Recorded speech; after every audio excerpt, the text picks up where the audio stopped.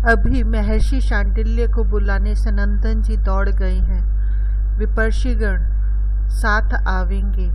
मुझे एक अवसर और प्राप्त होगा सबके साथ नंद नंदन के श्री अंगों पर स्वस्ति पाठ करते हुए कुशाग्र से जल सीकर सिंचित करने का शकट का भी पूजन होगा। उसको पुनः जोड़कर खड़ा करने के पश्चात, क्योंकि उसमें जो अमंगल स्पर्श हुआ उसकी भी निवृत्ति होनी चाहिए। शकट कैसे उल्टा? गोपों में गोपियों में यही चर्चा का विषय है इस समय। यहाँ वृषभ थे नहीं कि उनमें युद्ध होने से यह उलट जाता। कोई पुरुष भी नहीं था यहाँ, राक्षस या राक्षसी भी नहीं दिखी। अनेक गोप लगकर भी इतना भारी छकड़ा ऐसे सीधे उठाकर उलट नहीं सकते थे। अपने भार से यह असंतुलित होता तो कल सायंकाल हो जाता, और अब भी हुआ तो पार्श्व में पलटना था। बालकों में कई बोल उठे, हम बतावें क्या? गोप पूछने लगे। इसने छकड़े को पैर मारकर पलट दिया। बालक तो दौड़ गया है माता यशोदा के समीप और उनके अंक में दुग्ध बांध करने नंद नंदन के नन्हे दक्षिण चरण पर अंगुली रख रहा है। अपने इस पैर से मारकर इसने छकड़ा उल्टा है। हाँ, इसी ने उल्टा है, हमने देखा है। कई बालक कहने लगे हैं। मैं जानता हूँ, साक्षी हूँ कि बालक सत्य कह रहे हैं, किंतु गोपियाँ और ऋषि इन बच्चों की बात पर क्यों ध्यान देने लगे? केवल मधुमंगल कहता है, मैया इसी ने उत्पात किया होगा। यह अभी से बहुत नटखट है, केवल आप बहुत सीधे हैं। मधुमंगल की तो गोपियाँ ही हंसी उड़ाने लगी हैं। गोपों ने छकड़े को सीधा कर दिया है, उसके कुबर चक्के आदि यथा स्थान व्यवस्थित कर दिए हैं। अब मैं मुनि मंडली में प्रकट होकर शकट पूजन करा सकता हूँ। स्वस्ति पाठ करके मैं मथुरा के ऊपर से ही अपने आश्रम आया हूँ। नंद पुकार रहा था, उत्कच उत्कच। अज्ञ कंस समझता था कि उत्कच आवेगा उसे सफलता का संवाद देने।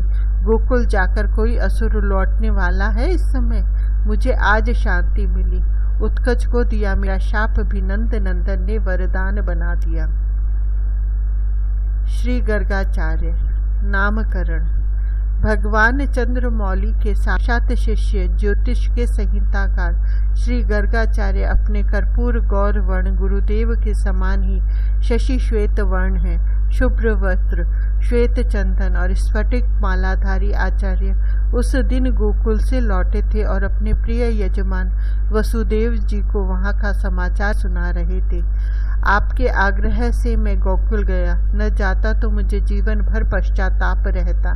मैंने ही इस मनवंतर के प्रारंभ में इस सत्य का साक्षात्कार किया था कि इस वैवस्वत मनवंतर के 28वें द्वापर के अंत में परात्पर पुरुष पृथ्वी पर पधारेंगे। आपके अनुरोध ने उनके साक्षात्कार का सौभाग्य दिया। महर्षि का शरीर पुलकित हो रहा था। अब भी उनके निर्मल दीर्घ दृगों में अश्रु आ रहा था। अत्यंत उत्साह के कारण आश्रम न जाकर वे सीधे वसुदेव जी के भवन आ गए थे और वसुदेव जी को प्रणाम के अनंतर पूजन से रोककर ही सुनाने लगे थे। ऐसे आज वसुदेव जी को आचार्य का सविधि पूजन करना ही था। आपका कहना उचित था। नंद राय अत्यंत श्रद्धालु हैं, संकोची है और महामानव है। आपके छोटे कुमार की अवस्था भी आज 100 दिन की हो रही थी। अब दोनों का नामकरण कर ही दिया जाना चाहिए था। मैं यहाँ से नित्य कर्म संपूर्ण करके कुछ विलंब से ही चला। चाहता था कि गोप गायों को लेकर वन में चले जाएं, तब ब्रजपति से एकांत में मिलूं। यहाँ से प्रस्थान करते ही परम शुभ शकुन प्राप्त हुए। प्रायः लोग मेरी पिंगल जटाओं तथा दंड छत्र को देखकर मुझे पहचान लेते हैं और कोई अच्छा ज्योतिर्विद मिल जाए तो किसमें अपने भविष्य को जानने की उत्कंठा नहीं उठेगी। प्रत्येक व्यक्ति अपना ही नहीं अपने पूरे परिवार का भविष्य जानना चाहता है। मित्र परिचित को भी बुला लाता है। इस सब के कारण मैं आश्रम से प्रायः कहीं जाता नहीं हूँ। लोगों के विनम्र अनुरोध को रुक्ष बनकर अस्वीकार कर देना मेरे स्वभाव में नहीं है, और लोग अपने स्वार्थवश दूसरे के समय सुविधा का ध्यान ही नहीं रखते। गोकुल में यदि अन्य गोप मिल जाते तो नंद गृह तक सायंकाल तक भी पहुंचना कदाचित ही हो पाता। मुझे मार्ग में कोई नहीं मिला। ब्रजराज नंद गोष्ठ में ही मिल गए। मुझे देखते ही उन्होंने साष्टांग प्रणिपात किया। अपने गोत्र तथा पिता के नाम के साथ अपना नाम लेकर भवन में ले जाकर भली प्रकार मेरी अर्चा की। मेरा पादोदक पूरे भवन में सिंचित कराया उन्होंने। आप सर्वज्ञ हैं, सर्वदर्शी हैं, परम वेदज्ञ हैं, ज्योतिष शास्त्र के मूर्तिमान स्वरूप हैं। दूसरे भी मेरी स्तुति इसी प्रकार करते हैं, किंतु नंद के स्वर में सच्ची श्रद्धा थी। उनकी विनम्रता हृदय को स्पर्श कर रही थी। मैंने कह दिया, लगता है कि तुम कुछ कहना चाहते हो, संकोच त्याग कर कहो। श्री चरणों से क्या संकोच करूंगा। नंद राय ने मेरे पदों पर मस्तक रखा, हाथ जोड़कर बोले, मेरा सौभाग्य कि भाई वसुदेव जी ने मुझे इस सेवा के योग्य माना और रोहिणी भाभी को यहाँ भेजा। उनका संदेश आ गया था कि उनके कुमार के संस्कार में शीघ्रता न की जाए। उनका आदेश मानना ही चाहिए मुझे। अकारण तो वे कोई आदेश देंगे नहीं। मन मारकर हम रह गए और रोहिणी भाभी के कुमार का नामकरण संस्कार अब तक नहीं हो सका। वह बालक 1 वर्ष से बड़ा हो चुका है। अब रोहिणी भाभी मानती नहीं है। उनके कुमार का जो अनुचर अनुज आया है इस घर में, आपके आशीर्वाद से वह आज 100 दिन का हो गया। वह 11 दिन का होने वाला था तभी भाभी ने उसके नामकरण का आग्रह किया था। उस समय तो मैंने किसी प्रकार टाल दिया, किंतु इधर कई दिनों से वे मुझसे, गृहिणी से, सबसे कह चुकी हैं, रुष्ट होने लगी हैं कि छोटे का संस्कार नामकरण की अंतिम अवधि 100 दिन बीतने न दी जाए। मैं आज गृह में नहीं गया। वे सम्मान्या हैं। उनका आदेश अस्वीकार करते मुझे बहुत दुख होता है, किंतु यह भी कैसे किया जा सकता है कि बड़े भाई से पहले छोटे का संस्कार कर दिया जाए। आप महापुरुष हम गृह अंधकूप में पतित प्राणियों पर कृपा करने के लिए ही पर्यटन करने निकलते हैं। आज आपके पदार्पण से मेरा गृह पवित्र हो गया, मेरे पितर तृप्त हो गए। अब एक ही प्रार्थना है कि आप दोनों बालकों का नामकरण संस्कार कर देने की कृपा करें। नंद राय की नम्रता सौजन्य ने मुझे अत्यंत संतुष्ट किया, किंतु ये उदार व्रजपति बहुत उत्साही है। मुझे लगा कि कहीं ये सविधि उत्सव संस्कार का आयोजन न करने लगे। अतः मैंने कहा, ब्रजेश्वर आप जानते ही हैं कि मैं यदुकुल के आचार्य रूप में सर्वत्र प्रसिद्ध हूँ।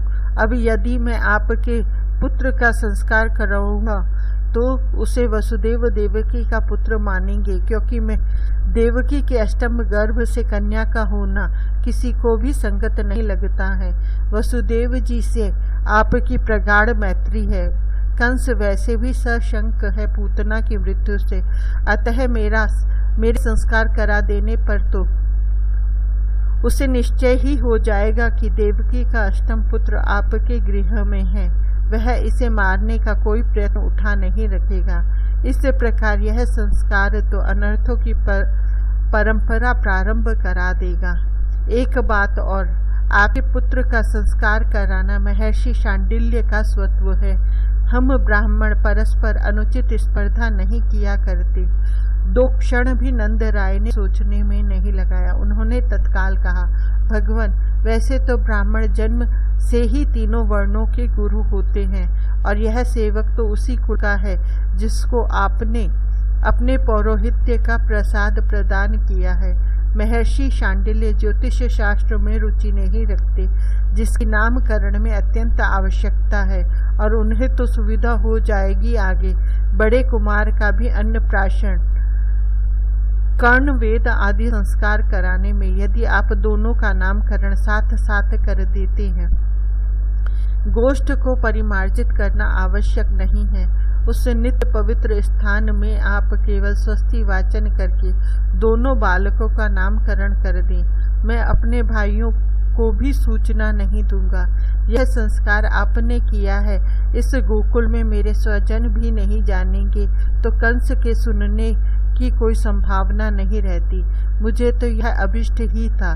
सेवकों ने गोष्ठ गोमय हटाकर स्वच्छ कर दिया था और अन्य कार्यों में लग गए थे। केवल कुछ सद्य प्रसूता धेनुएं और उनके बछड़े थे गोष्ठ में।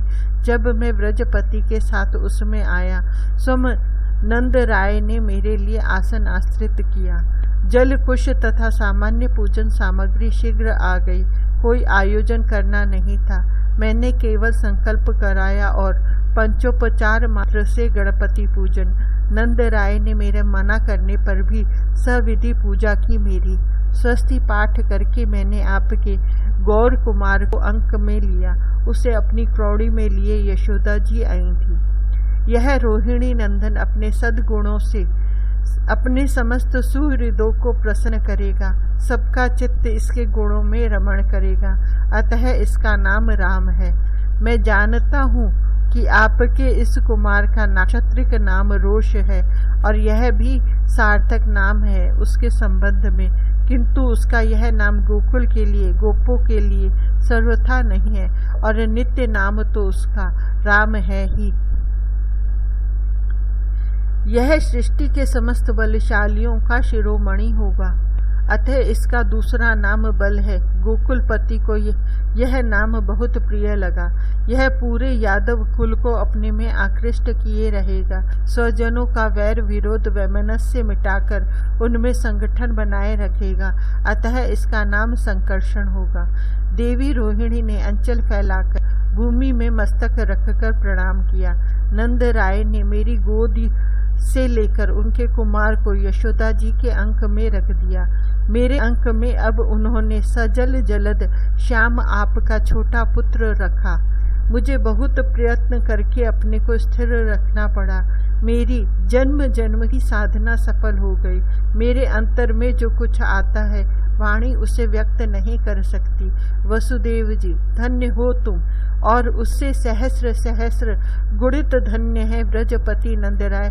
श्री हरि ने तुम्हारे यहाँ अवतार लिया। तुम्हारे अनुरोध से गोकुल जाकर मैं साक्षात पुरुषोत्तम का दर्शन स्पर्श पा सका। मैं उन अनंत के नामों की गणना कैसे कर सकता था। पहले युगों से यह श्वेत रक्त तथा पीत रूप धारण कर चुका है। इस बार यहाँ कृष्ण हुआ है, अतः इसका नाम कृष्णचंद्र। मैंने नामकरण किया और तब से मेरा मन रट रहा है। कृष्ण कृष्ण कृष्ण। इतनी मधुरिमा, इतना अमृत सेंधी यह नाम, आकर्षण की, आनंद की सत्ता ही इसमें साकार हो गई है। मैंने लाक्षणिक भाषा का उपयोग करके कह दिया। पहले कभी यह वसुदेव जी के यहाँ जन्म ले चुका है, अतः जानने वाले इसे वासुदेव कहेंगे। वसु अंतःकरण में प्रकाश के रूप में सदा सबका यह अंतर्यामी वासुदेव है, यह तो जानने वाले ही इसे कहेंगे। यह नित्य नाम बहुत प्रसिद्धि प्राप्त करेगा। मेरे इस नामकरण से नंद राय चौंके नहीं। वे सरल साधु पुरुष हैं। वे अनुभव करते हैं कि तुमसे उनका सौहार्द युग युग से ही है।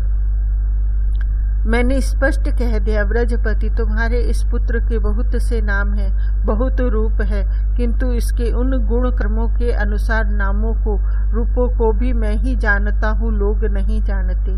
आप सर्वज्ञ हैं। नंद राय ने केवल इतना ही कहा और मस्तक झुकाया। मुझे लगा कि मैं अपने को संभालूंगा नहीं तो पता नहीं क्या क्या बोल जाऊंगा, अतः मैंने संक्षिप्त रूप से थोड़ा सा प्रभाव मात्र बतला दिया। यह संपूर्ण गोप कुलों को आनंदित करेगा। इसके द्वारा आप सभी आपत्तियों से पार हो जाएंगे। सदा से युग युग से इसी के द्वारा दुर्दम दस्युओं के दमन से सत्पुरुषों की रक्षा होती आई है। महाभाग्यवान मानव होंगे वे जिनका इससे प्रेम होगा। जैसे भगवान नारायण के आश्रित सुरों को असुर आक्रांत नहीं कर पाते, वैसे ही इसकी शरण लेने वालों को शत्रु दबा नहीं सकेंगे।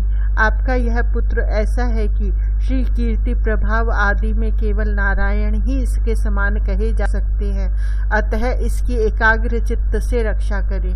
नंद राय कहने लगे, मेरा संपूर्ण गोधन धन समस्त गोकुल मेरा सर्वस्व श्री चरणों में समर्पित। मैंने रोका उन्हें। मैंने आज आपके पुत्र का दर्शन पाया तो सब प्राप्त कर लिया। यह सब ऐश्वर्य ब्राह्मण के लिए बाधक विपत्ति है।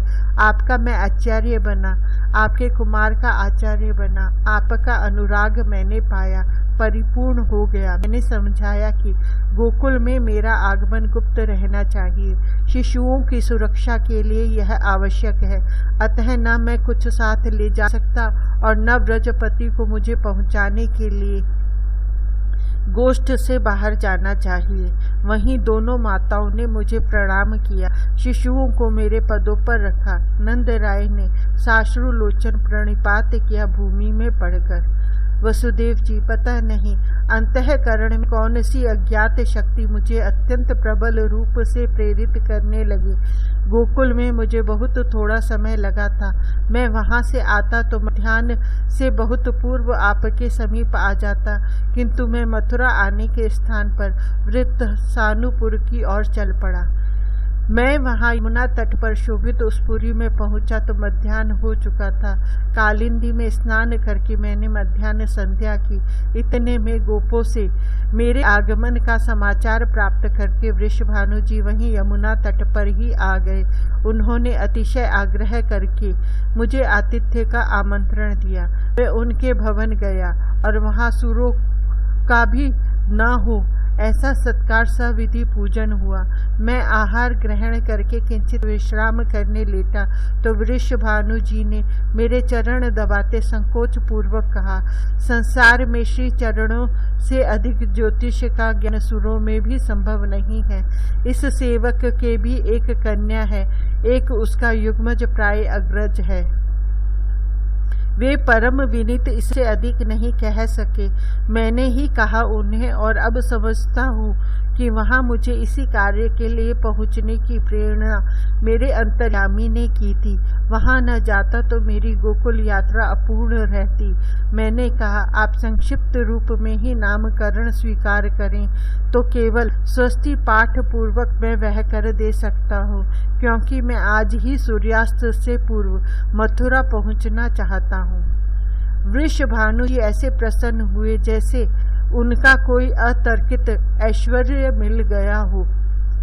वे वहीं अपनी महारानी को बुला लाए, किंतु मैंने यमुना तट पर बनी उनकी एकांत बैठक स्वीकार की। रानी कीर्तिदा की क्रोड़ी में 2 शिशु थे, समान आयु और ऐसे समान रूप के कि उनको पृथक पृथक उनके माता पिता के लिए भी पहचानना कठिन था। अतः उन्होंने दोनों के करों तथा कंठों में ऐसे आभरण पहना दिए थे कि दूसरे भी उनके बालक बालिका का होने का भेद प्रतीत हो सकता था। इतना सौंदर्य, इतना सौकुमार्य भी सृष्टि में संभव है। मैंने गोकुल में आज ही इंद्र नीलमणि सदृश कृष्ण चंद्र को देखा है। वह सौंदर्य घन ही यहाँ तप्त कांचन गौर वर्ण में सम्मिलित सिंदूर आभा लेकर युगल मूर्ति बन गया है। वह ये दोनों है या ये वहाँ थे? मैंने ध्यान करने का प्रयत्न किया, किंतु इतना अभेद, इतनी एकात्मता, अवश्य ध्यान ने एक स्पष्ट अंतर लक्षित कर दिया।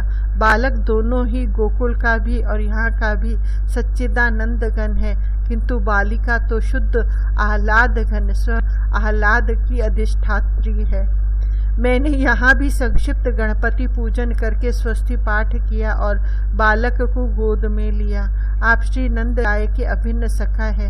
आपका यह कुमार उनके पुत्र का नित्य सखा है। उन नंद नंदन के अग्रज हैं बल, अतः यह सुबल। इसी अंग कांति, इसका सौंदर्य एवं शील उनके ही समान, किंतु यह सदा सौम्यशील स्नेहमय रहेगा। बालिका मेरे अंक में आई तो मैं कुछ काल तक स्वयं को ही विस्मृत हो गया। उसके वे पंकज चारु श्री चरण, वह मेरे मुख की ही और देख रही थी। मैंने किसी प्रकार कहा, यह आह्लाद की आराधना की अधिष्ठात्री राधा, इसका शील? रानी कीर्तिदा ने संकोच पूर्वक पूछा। आर्य माता को सुता केवल शीलवती चाहिए। पुत्री को धन मिले, सुख मिले, संतान मिले, सुंदर पति मिले, सब मिले, किंतु शील पहले मिले। सब ना मिले और शील मिले तो भी उसे स्वीकार है। इसका शील सृष्टि को शुद्ध प्रेम के स्वरूप का शाश्वत आदर्श बनेगा। यह स्वयं साक्षात महाभाव की मूर्ति है। इसके प्रेम का स्मरण पवित्र करता रहेगा अनंत काल तक प्राणियों को। संपूर्ण सद्गुण इसकी चरणोपासना से प्राप्त होंगे। मैं जानता हूँ कि मेरे पास उस बालिका के प्रभाव को, गुण गरिमा को प्रकट करने के लिए शब्द नहीं है। इसका विवाह किससे होगा? मैं जानता था कि यह प्रश्न आने ही वाला है। प्रत्येक पुत्री का पिता इसकी अवश्य जिज्ञासा करता है। यह उसकी चिंता का प्रधान विषय है। और यहाँ तो यह पुत्री अपने दोनों अग्रजों से कहीं अधिक माता पिता के प्राणों को प्रिय है। मैंने कहा कि अनेक ऐसे कारण हैं जिससे मैं एकांत में केवल वृषभानु जी को ही यह बात बतला सकता हूँ। जानता हूँ कि उसे वे रानी कीर्तिदा से अवश्य कह देंगे, किंतु ये दोनों शिशु, मैं इन्हें अबोध मानने की भूल कैसे कर सकता था। ये दोनों नर नाट्य करते भले शिशु बने रहे, किंतु इन चिद्घन के सम्मुख मुझे कोई अति साहस नहीं करना चाहिए। इनका पुनीत प्रेम स्वाभाविक रूप में ही पनपना उचित है। उसमें मेरी सम्मति का संस्कार पड़ना उचित नहीं। मेरा उस समय का सोचना उचित था। वृषभानु जी मुझे एकांत कक्ष में ले गए। मैंने वहाँ कह दिया, आपकी तनया नंद नंदन की अभिन्न सहचरी हैं, आप यह विवाह करा दे। वृषभानु जी ने आग्रह किया। मैं यह आग्रह कैसे मान लेता? सृष्टिकर्ता ने यह सौभाग्य अपने लिए सुरक्षित रखा है और वह भी संसार के सामने नहीं आना है। अनादि दंपत्ति का विवाह कैसा मेरे समीप बहाना था। मैं यदुकुल का आचार्य हूँ। मैं कोई संस्कार कराने लगूंगा तो कंस को नंद तनय के संबंध में संदेह होगा। रोहिणी जी नंद भवन में हैं ही। देवकी की अष्टम संतान कन्या हो, यह बात बहुत असंगत है। वसुदेव जी से नंद राय का सौहार्द है, अतः कंस के संदेह को पुष्ट करेगा मेरा नंद नंदन के किसी भी संस्कार में कोई सहयोग देना। यह बात वृषभानु जी की समझ में शीघ्र आ गई। मैं गोकुल से तो किसी प्रकार बचा आया था, किंतु वृषभानु जी की अपार दक्षिणा मुझे लेनी पड़ी। वह सब मैं वहीं छोड़ आया हूँ। मेरे आग्रह पर उन्होंने उसे ब्राह्मणों में वितरित कर देना स्वीकार कर लिया है। इस छोटे कुमार का विवाह वृषभानु जी की कन्या से होना है। वसुदेव जी ने अंत में पूछ लिया, आपको वह पुत्र वधु नहीं प्राप्ति होगी? गर्ग जी अब चौंके। उन्होंने वसुदेव जी के सम्मुख जो कुछ कहा था वह सब नहीं कहना था। अब उसे संभालना आवश्यक हो गया। वह ब्रज से बाहर जाने वाली ही नहीं है। आपके कुमार तो राजकन्याएं लाएंगे। इतनी राजकन्याएं की एक नगर बस जाएगा उनकी ही संतानों से।